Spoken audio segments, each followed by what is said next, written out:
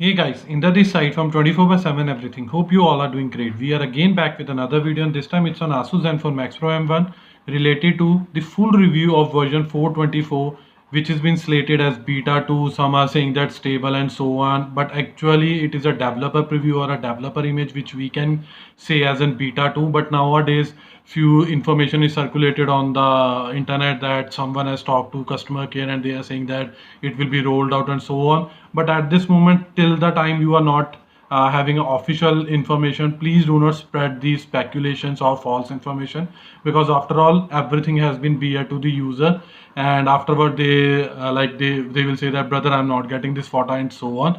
So always go with the official information available by Asus. So let's begin with this. So in this particular video, we will be going to discuss the full review of this particular update, in which we will be going to discuss like from the security, sound, battery, connected devices, network and internet, and apart to this quick settings, bugs, status of camera to API, Wide One certification, whether your device is certified with respect to Google Play Store or not, or apart to this benchmarking, then camera UI, that is stock camera, then Gcam, then RAM and memory management and so on. So let's start with this. So on my screen you are able to view that this is the Android 10 base ROM with the version number 4.24, which I have already discussed, and security patch level of 5th April 2020, and this is a kernel version and build date is of 14th April and 2020. So let's focus to the main point. So in system, so very first thing would be that you should turn on your developer option. If you are not aware about this, then you just have to go to the very below in your about phone and just tap 7 to 8, and afterward it will say that you are a developer, and afterward you will be able to view this developer option. So inside this there are bunch of settings that one user should do. So firstly would be USB debugging, and apart to this, for the gamers I would prefer to look like ask them to look for the game driver preferences, and then they can select game driver or system driver, system graphics drivers and so on. So we have already created a dedicated video on this. The URL for the same will be provided to you in the description below, so that you can go over afterward. And afterward, the theming section, which is available at the very bottom in developer option. So here you will find three different options. One is accent color, then headline or body font, then the last one is icon shape. So in accent color you have bunch of options. So by default it is a device default. Let me change it to maybe purple. So now it has been changed to purple, and it will be throughout available system wide. Apart to this, by default headline or body font is device default. So we can select Noto Serif for Source Sans Pro. So if I'll select this, then font will be changed accordingly. Apart to this, icon shape, so by default it is device default. Now I'll change to my favorite one, that is teardrop. Now everything in terms of icon, be it system wide, will be changed to the teardrop. So this is very a vital I would say option. So one can surely look into this part. Apart to this, there is one gestures thing in system part. So here you will find system navigation. So by default I'm using gesture navigation, which are available in Android 10. That's why whenever I'm doing left swipe, I'm going to back. If I'll do right swipe, then again I'll go to back. So this, by this way we are able to go back. And so apart to this, you can select 2 button, 3 button and so on. And the default gesture available for Asus phones are also available, so you can play with this. So digital well-being and parental controls are working absolutely fine, and I have turned it on so that I can also view the impact of the same on the battery, which we will be discussing in the later part. And apart to this, now let's move to the security section. So by default, pin, patron, password, or I would say swipe are working absolutely fine. Again, like fingerprint scanner or fingerprint sensor is available and it is working fine. But sometimes one had to push harder on the fingerprint scanner to detect your finger, and sometimes you will see the latency as well. Let me try to show. Hopefully it will be visible in during this video. So let me sometime it is working absolutely fine, but let's say if I'm on a lock screen, if I'm doing this, then you can see that transition, the lock has been unlocked and transition. So sometime you will see this latency. Apart to this, face recognition is working absolutely fine, and it is also available here, and it is working fine. Let me show the demonstration of the same as well. So it is working fine. Let me do one more time. So sometime again it is taking nearly about latency of 1 to 2 seconds. Hopefully Asus will be able to resolve this using software optimization, because there is no rocket science to play with these settings and so on from Asus developer side. Now let's focus to the storage section. So few users are saying that brother, I am not able to access the files and folder which were available in Android Pie. So they can move to storage and afterward they can click it here and it will open the default layout of files and folder for them. Because by default it is only available, like let me show you this part, that is files by Google. So if they want to go to by system wide, then they can view it. So it is also available, but like it is somewhat I would say hidden and so. So now let's focus on the sound part. So this particular version 24 like 424 is worst in case of sound. So audio via earphone is little bit good, but as compared to only previous version, that is 407. But on the same side, if, or I would say on the other hand, bass or whatsoever, bass whatsoever you say, is really missing, and which is making overall experience in terms of hearing via earphone is really worst, or I would say like a garbage. So hopefully Asus will able to resolve this in the coming update, and hopefully this will surely be resolved, because audio is really a vital part in one's life, because we have to hear music, movies, shows and so on. Apart to this audio via speaker, or I would say main speaker and so on, so audio output is very low even on low speaker volume during these days. Notification sounds, or I would say ringtones, are sometime very difficult to hear. But on the other hand, if you will turn it on for the full time, or I would say full volume, then the voice will be like crackling or will start to crackle. So it is again like sometimes it is disgusting and so on. So it is really bad that Asus is not resolving these minor things, and I'm not sure why.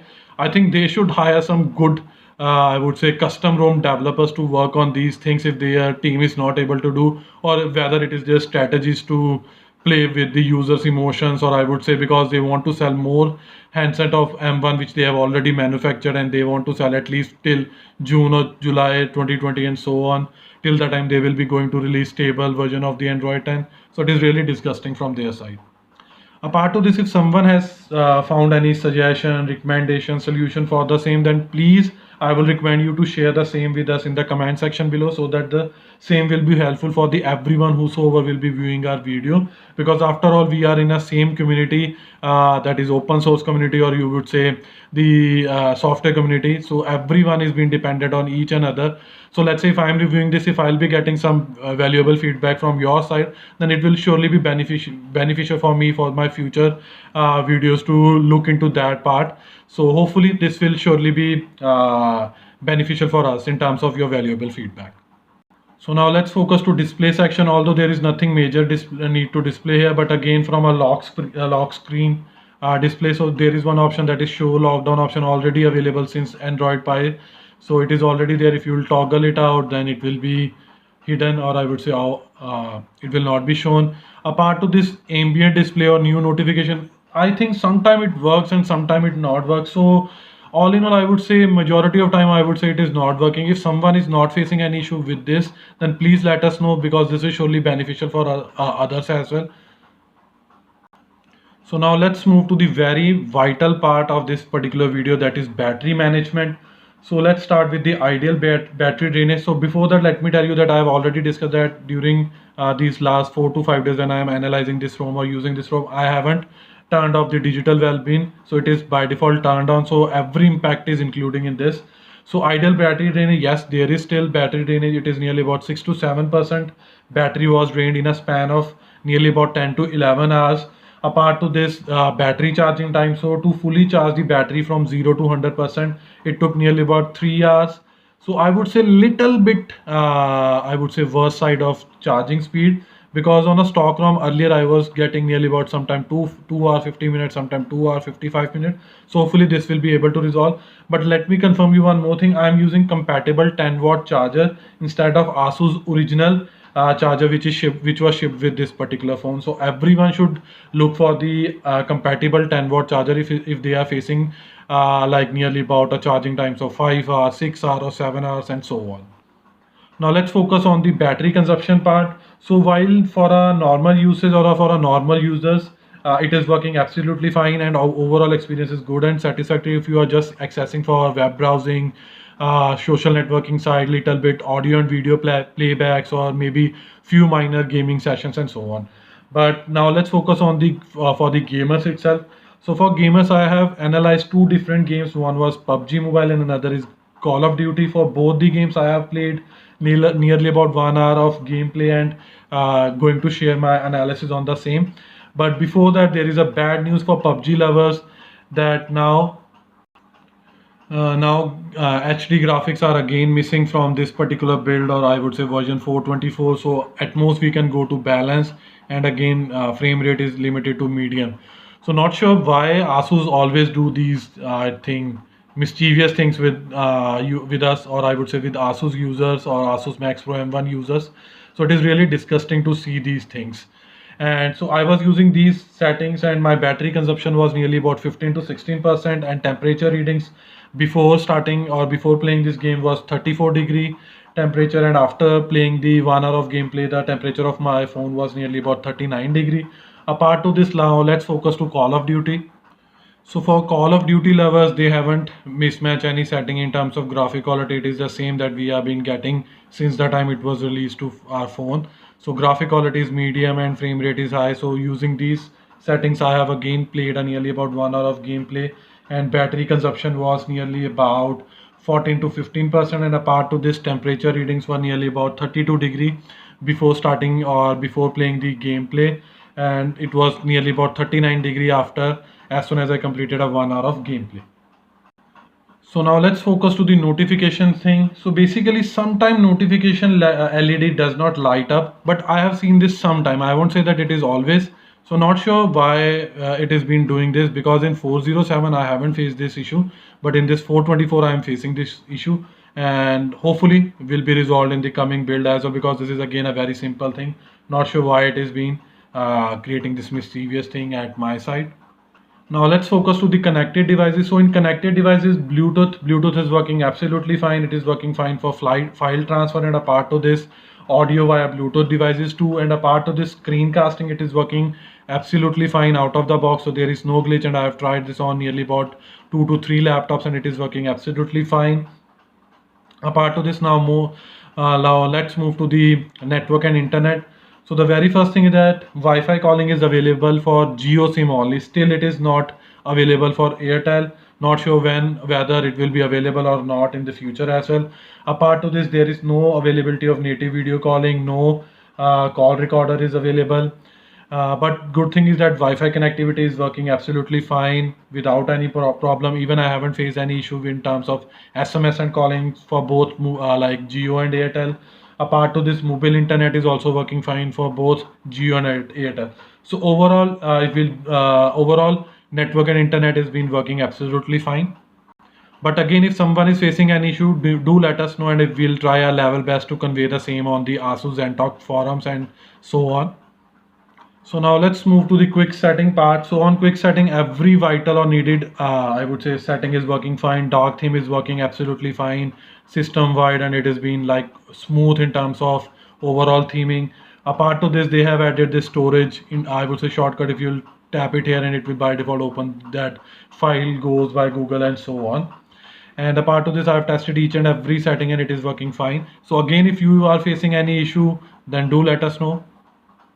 So now on home screen, I have seen one bug, and I think majority of users have. So this particular widget is now almost freeze, so we can't change it, or I would say we can't go back.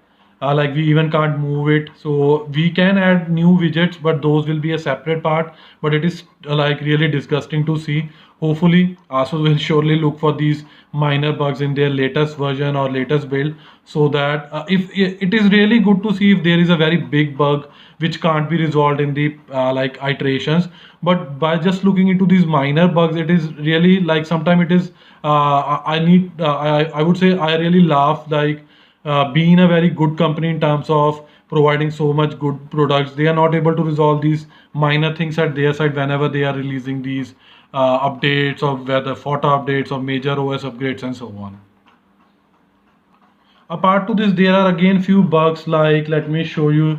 Like these suggestions are always here, if whether if I have done or not. So let's say I have already enabled face recognition, but it is not going. It will always be sticking here or freezing here. It is really disappointing. Apart to this, perf dump option which was available on Android Pie is not available. Not sure whether Google has restricted it so that it is not accessible now by users, or because basically this particular app, or I would say utility, was used to collect or dump logs system wide. Maybe they might have renamed to something else, and hopefully once we'll be able to know, we'll surely discuss, or we'll surely let you know. Apart to this, I have also faced some like abnormalities with the vibration as well. Sometimes it feels like little low and sometimes it is working fine. So again, you can share your feedback on the same as well. So I'm not sure whether everyone is facing, but sometimes I face like this particular gap between navigation bar is little bit higher when I am using this Android 10 based gesture navigation. But if you are not facing, if you are seeing like it is like fine, then do let us know. Maybe it might be a mistake at my side. I might be not able to judge it properly. Apart to this, some like tap to turn off your screen, or double tap to turn off your screen. Although I would say 80 out of 100 time it is working fine, but sometime it has been stuck. Like if I have double tap it, it will not. But again on the other side, if I'll do, it will eventually be turn off. But now it will be turning it on. So not sure why it is not working as per the processor. So. And the last thing related to bug is that, again, I won't say this is bug, but again, Zenfone logo is being again back. You can see that the same on the boot screen. So hopefully that will also be resolved in the next build by the Asus itself. Apart to this, few users was complaining that their device is not certified in play protection certification, but at my side it is like certified. So not sure if why they are getting that, but I haven't faced the same at my side, and even none of the, like hardly one or two users might have like complained about this on the previous videos. But again, if someone is facing, do let us know. We'll try our level best to convey the same to again via Asus ZenTalk forums. Now let's focus on the status of Camera 2 API. The biggest thing I would say Asus users might have got till now is that Asus has provided level 3 support by default, or I would say out of the box, with the Android 10 beta 1 and now even in beta 2 version. And apart to this status of Wideband certification, so like at my side it is disappointing that I'm still having L3, and but few users have confirmed that they are having L1. But mostly this issue is being faced by those users who are tend to using or flashing custom ROMs and might have flashed 407 firmware using TWRP on their respective custom ROMs in the past, and now they are not able to get back to the L1, because I have read on the Telegram post that Asus might have wiped the Wideband keys, and most probably they will not be going to restore it. But we will be keeping it like our hopes high that maybe Asus will resolve this and maybe restoring this key, and so that we will be again come back to the L1 and so. Apart to this, good news for stock UI, or sorry, I would say stock camera UI. So now they have changed the interface, so it is really nice. Earlier it was low, so messy that, and even like a cartoonish, or I would say childish thing. So now it is somewhat look like a pro thing. If it is not pro, but it's a clean UI. So I would say pictures are, sometimes pictures are like whenever I click a picture, it is so good whenever it has been clicked, and sometimes it is so bad. Not sure why. Maybe again they have mentioned that few things needs to be work on the camera part. So hopefully this will also be resolved in the next version. Apart to this, few users was asking that brother will be able to install Gcams or not. So at this moment I am using Gcam 7. Everything is working except the slow motion. So we'll be sharing the same URL, or I would say the URL for the Gcam 7 on the in the description below, so that you can go over afterward. Now let's focus to the, I would say, benchmark scores. So basically this is a CPU scores, or I would say computation score. So single core scores are 281, multi-core scores are 1219, and apart to this, if we'll go to the computation part separately, then using OpenCL it is showing us 436, and whereas using Vulkan API it is using 271. So overall benchmarking scores are, I would say, satisfactory. There is no major, I haven't seen downward and so on. Now let's move to the RAM management. So we have already, I would say, opened few apps in the background. Even I have shown you like by opening gameplays or so, like game settings and so on. So let's open PUBG. So it's really nice that it has opened from the same window where I have left a few minutes ago. Now let's open Call of Duty as well. Sorry. So let's move to Call of Duty. Okay, this one. So again, Call of Duty has been also opened from the same screen where we have left. So overall, RAM or memory management is working absolutely fine. Let me show you a few other apps as well, which are already open and which we have discussed, like Geekbench. It has opened from the same window where we have left. Gcam, and apart to this, like maybe White One certification status, or last we will be checking again in terms of memory management would be Camera 2 API. So overall, RAM and memory management is absolutely fine. There is no glitch with it. So overall review score from my side would be in the range of 75 to 80, because there is again few things, or I would say lot of things needs to be modified, or I would say needs to be optimized from the ASUS side, and hopefully they'll able to resolve in the next update. I don't know whether that would be beta update or stable, so we have to wait till the time it will be released. So this was all from our side related to review of 424 version, that is Android 10 beta 2. Hope you like this video. If you really like this video, kindly share this with your friends and family, and apart from this, please subscribe to our channel, because this will surely motivate us and boost us to create more videos like this in the coming future. Finally, it's the time to sign off now. Bye for now. Thanks.